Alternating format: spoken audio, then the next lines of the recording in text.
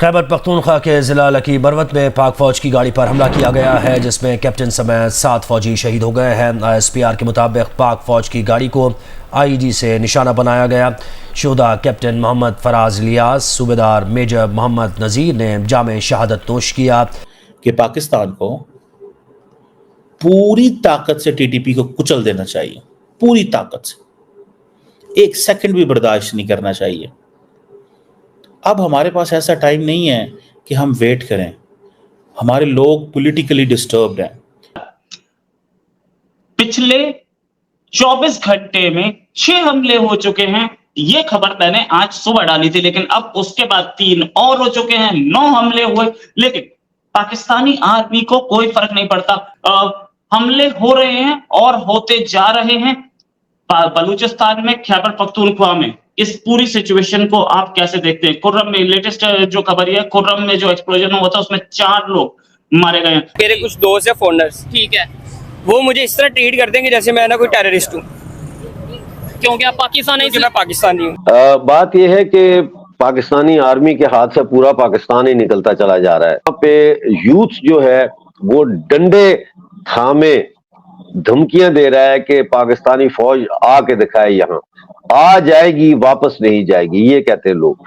और हर जगह एक ही बात करते हैं, आओ इधर आके इन्वेस्टमेंट करो, लेकिन इधर दहशतगर्द ग्रुप छुपे हुए हैं, ठीक है जी, और वो कह रहे हैं जी हम आप पे हमले करेंगे।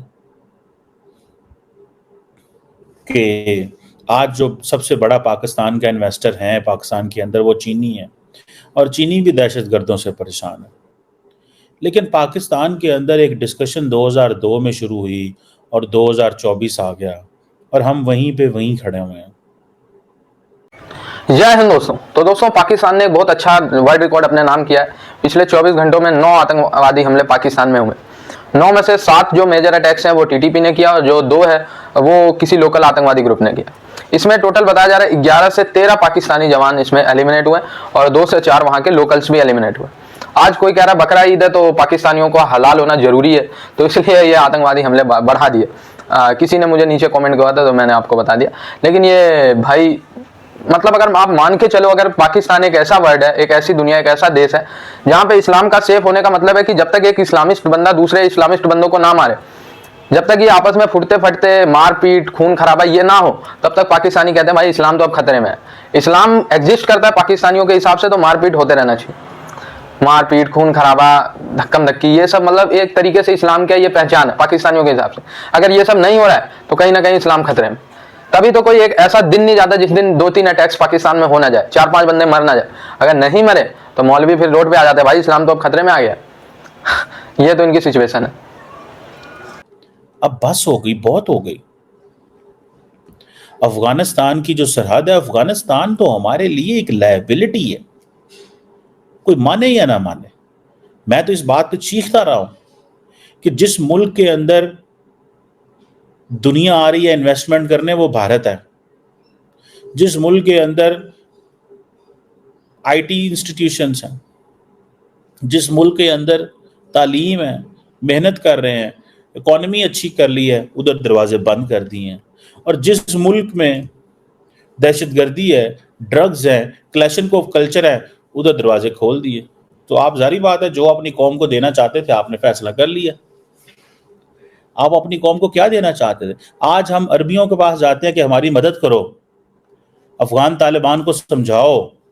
हमारे कहने पे फिर सऊदी UAE जो है वो अफगान तालिबान को समझाता है कि पाकिस्तान पे हमारे हमले ना करो, हम वहाँ पे इन्वेस्टमेंट करने लगे हैं, TTP को संभालो।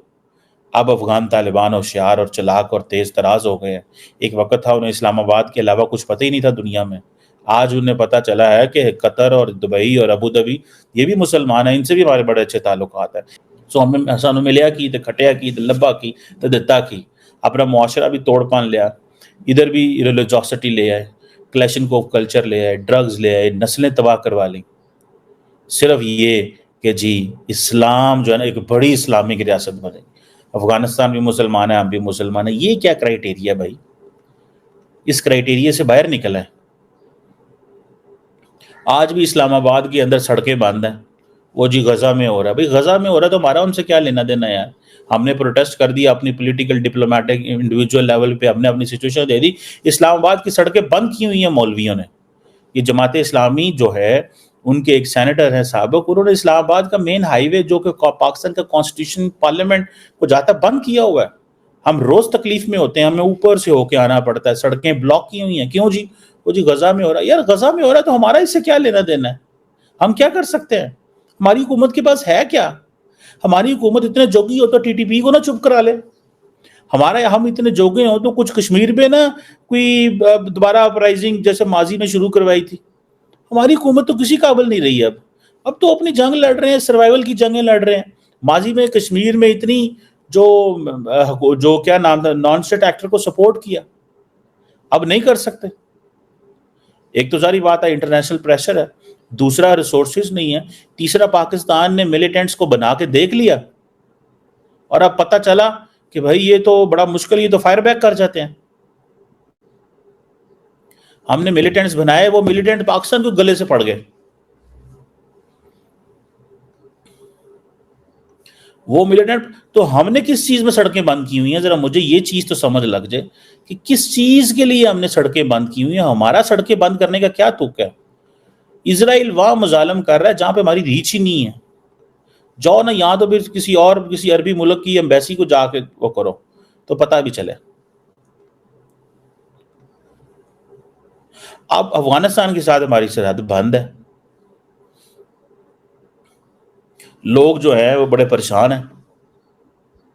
हमने कारोबार करना है, हम चाहते हैं हमारे कारोबार हो, कारोबार कटाते सा करना है।